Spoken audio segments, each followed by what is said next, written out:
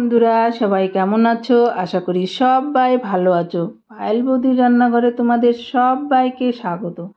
আমার রান্নাঘরে আজকের রেসিপি চিংড়ি মাছ দিয়ে মোচার ঘন্ট। বন্ধুরা, মোচা তো সবারই পছন্দের, অল টাইম ফেভারিট একটা চিজ মোচা। মোচার অনেক রেসিপি খাওয়া যায়, কিন্তু আজকে আমি নিয়ে এলাম তোমাদের জন্য চিংড়ি মাছ দিয়ে মোচার ঘন্ট। আমি পরে আরও অনেক রেসিপি দেবো মোচার অনেক ভালো ভালো রেসিপি দেওয়া যায়। বন্ধুরা, আজকে তোমাদের জন্য নিয়ে এলাম এটা চিংড়ি মাছ দিয়ে, ছোট ছোট চিংড়ি মাছ দিয়ে মোচার ঘন্ট। আর এইভাবে রান্না করলে আমি গ্যারান্টি দিচ্ছি বন্ধুরা, সবাই 100% গ্যারান্টি দিলাম, সবাই ভালো লাগবে সবার।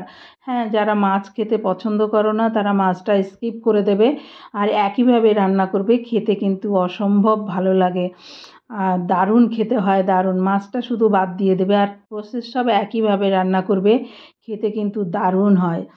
বন্ধুরা, চলে যাচ্ছি মূল রান্নাতে। নিয়েছি এখানে মোচা, বড় সাইজের একটা মোচা নিয়েছি, কেটে পরিষ্কার করে ধুয়ে নিয়েছি। এখন আমি মোচাটাকে একটু সিদ্ধ করে নেব। মোচা কোন ইসের মোচা সেটা তো বুঝতে পারিনি বন্ধুরা, এটা কিনে নিয়ে এসেছি, তাই একটু তিতকুটে ভাব যদি থাকে তার জন্য আমি একটু নুন আর হলুদ দিয়ে একটু সিদ্ধ করে ফেলে দেবো জলটা। এখন আমি দিয়ে দিলাম অল্প হলুদ আর দেব অল্প নুন দিয়ে আর দিয়ে অল্প জল দিয়ে মোচাটাকে পরিমাণ মতো জল দিলাম। এখন মোচাটাকে আমি একটু সিদ্ধ করে নেব বন্ধুরা। একটু নুনও দিয়ে দিলাম, তো তাড়াতাড়ি সিদ্ধ হয়ে যাবে মোচাটা। আর যদি ওর তিতকুটে ভাব থাকে সেটাও একটু বেরিয়ে যাবে। এবার আমি এটাকে ইন্ডাকশানে বসিয়ে দিলাম সিদ্ধ করার জন্য বন্ধুরা, তাড়াতাড়ি সিদ্ধ হয়ে যাবে, খুব তাড়াতাড়ি হয় ইন্ডাকশানে, তাই ইন্ডাকশানে সিদ্ধ করতে বসিয়ে দিলাম বন্ধুরা। একটু পরে আবার দেখাচ্ছি, ঢাকা দিয়ে এটাকে সিদ্ধ করে নেব। দেখো বন্ধুরা, আমার সিদ্ধ হয়ে গেছে। আর খুব বেশি সিদ্ধ করতে লাগবে না বন্ধুরা, কারণ এটা তো আমি আবার রান্না করব, তাই খুব বেশি সিদ্ধ করার কোনো দরকার নেই, যাতে একটু তিতকুটে ভাব না থাকে ওর জন্য করলাম। দেখো সিদ্ধ হয়ে গেছে। আমি এখন নিয়ে নিলাম একটা ফ্রাই প্যান, আর এখানে নিয়েছি ছোট সাইজের চিংড়ি মাছ। তোমরা যে কোনো সাইজের চিংড়ি মাছ নিতে পারো, আমি ছোট সাইজের নিলাম। নুন আর হলুদ দিয়ে দেবো মাছের মধ্যে, আর মাছটাকে খুব ভালো করে মেখে নেব। এইবার ফ্রাই প্যানের মধ্যে দিয়ে দেবো পরিমাণ মতো তেল। ফ্রাই প্যানে আগে আমার তেল ছিল বন্ধুরা, আমি অন্য মাছ ভেজেছিলাম। তেলটা গরম হয়ে গেছে, এখন আমি দিয়ে দিচ্ছি চিংড়ি মাছগুলো, নুন হলুদ মাখানো চিংড়ি মাছগুলো।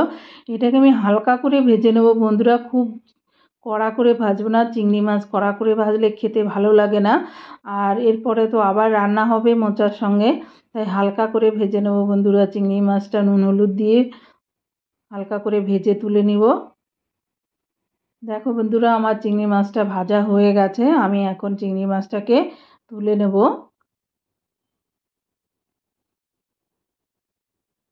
আমি চিংড়ি মাছটা এখন তুলে নিচ্ছি বন্ধুরা।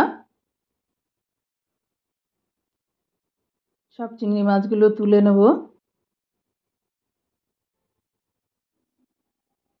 এক সাইডে একটা মাছ রয়ে গেছে বন্ধুরা, দেখতে পাইনি, কিছু হবে না ওতে।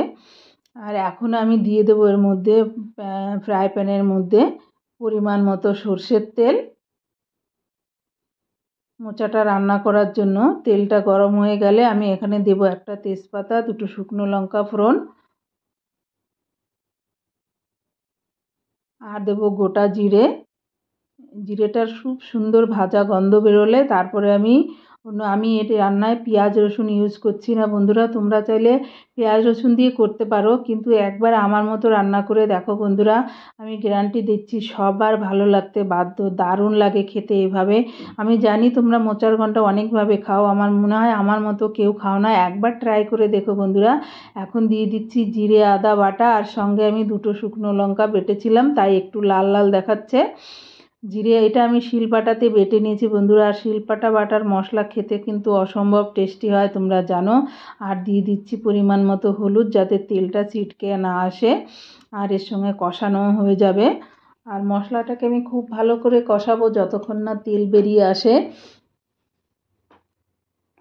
ধিমে আছে আর দিয়ে দিলাম একটু কাশ্মীরি লঙ্কার গুঁড়ো। এটা ঝাল লঙ্কা না বন্ধুরা, আমি কাঁচা লঙ্কা দেবো, তাই আমি এটা কাশ্মীরি লঙ্কার গুঁড়ো দিলাম যাতে একটু কালারটা ভালো আসে। আর কাঁচা লঙ্কা দিয়ে করব বন্ধুরা।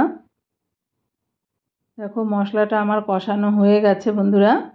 এখন আমি দিয়ে দিচ্ছি নুন হলুদ দিয়ে সিদ্ধ করা মোচা। জল ঝরিয়ে নিয়েছি, জলটা চেপে চেপে ফেলে দিয়েছি। এখন মোচাটা দিয়ে খুব ভালো করে মশলার সঙ্গে মিশিয়ে নেব বন্ধুরা। আর এখন দিয়ে দিয়েছি 5-6টা কাঁচা লঙ্কা চেরা। আর এই লঙ্কাগুলো খুব বড় দেখতে বন্ধুরা, একটুও ঝাল না এখানের লঙ্কা। আমি কেরালাতে থাকি, এখানে অনেক কিছুই পাওয়া যায় না বন্ধুরা, এত মোটা মোটা লঙ্কা একটুও ঝাল হয় না জানো তো। ভয় পেও না তোমরা, এটা খুব বেশি ঝাল হবে না। আর ঝালটা যে যার পরিমাণ মতো দেবে, ওটাতে কোনো টেস্টের হেরফের হবে না। তোমরা যে যতটা খেতে পারো বন্ধুরা তোমরা তো ততটাই দেবে, বলো কে কতটা খেতে পারলো সেটা দেখে তো লাভ নেই বলো। আর লঙ্কাগুলো দেখো একটু পিষে দিলে ভালো হতো, আমি চিড়ে দিয়েছি, তাই আমি এখন খুন্তি দিয়ে ছোটো ছোটো করে কেটে দিলাম যাতে ঝালটা সব কিছুর সঙ্গে মিশে যায় আর কাঁচা লঙ্কার ফ্লেভারটা ভালো লাগে বন্ধুরা। আর দেখো ভাজা চিংড়ি মাছগুলোও দিয়ে দিলাম। এটাকে আমি ধিমে আঁচে খুব সুন্দর করে একদম ভেজে নেব, কষিয়ে নেব একদম মশলার সঙ্গে খুব সুন্দর করে। আর এখন দিয়ে দিচ্ছি নুন, আগে কিন্তু আমি নুন দেইনি বন্ধুরা।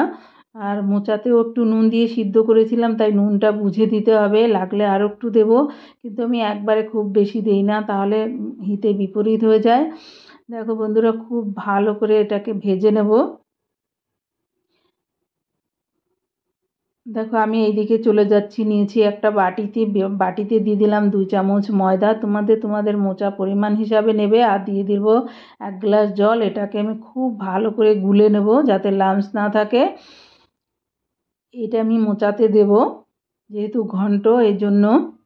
আর এইভাবে তোমরা রান্না করে খেয়ে দেখো বন্ধুরা, অসম্ভব টেস্টি লাগে খেতে, দারুণ দারুণ। এখন দিয়ে দিলাম সেই ময়দার মিশ্রণটা, এর মধ্যে দিয়ে আমি খুব ভালো করে মিশিয়ে নেব। এটা একদম গাঢ় গাঢ় আঁটো সাঁটো হয়ে যাবে বন্ধুরা, তবেই খেতে ভালো লাগবে।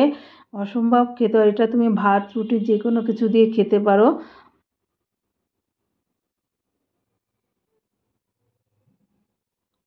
দেখো বন্ধুরা খুব সুন্দর হয় খেতে এটা। আর দিয়ে দিলাম ভাজা জিরের গুঁড়ো। বন্ধুরা যদি রেসিপিটা ভালো লাগে লাইক অ্যান্ড শেয়ার করো এবং চ্যানেলটিকে সাবস্ক্রাইব করে পাশে থেকো। আর পাশে থাকা বেল আইকনটিকে ক্লিক করো যাতে কোনো রেসিপি ছাড়লে সবার আগে তোমাদের কাছে পৌঁছে যাওয়ার জন্য।